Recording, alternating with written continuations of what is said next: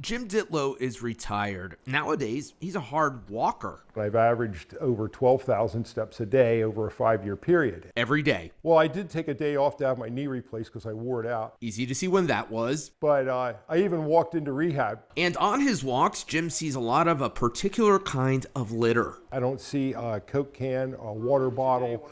It's at least not many of them. 90% beer cans. And an incredible percent of beer cans are beer hug of all. Yeah, which I've never heard of. When we met him, Jim had already gotten in thousands of steps for the day. He took us on a driving tour. This is Manatee Creek we're crossing now. Retracing his steps. And this is one of my normal treks that I take. I found 7 beer cans and like 5 of them or 6 of them are that brand, the beer hug.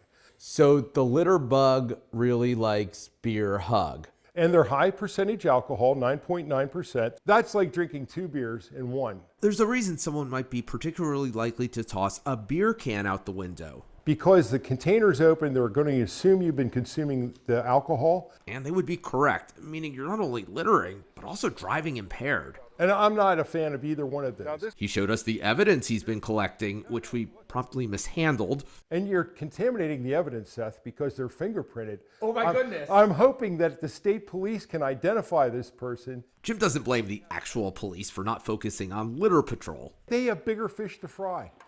But my biggest evidence, yes, he has been collecting a lot of it, which are a mile away, is I have a receipt for one of these 3 natty daddies that the person was stupid enough to throw out his trash with the receipt.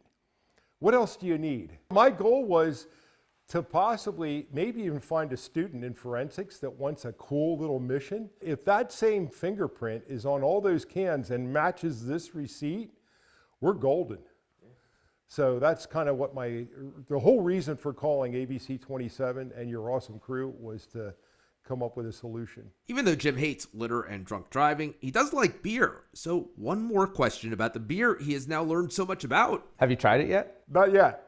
Will you? I'll celebrate when you find who this person is. We'll have a beer hug together. Yes. And maybe a man hug. Near Hershey, Seth Kaplan, ABC 27 News.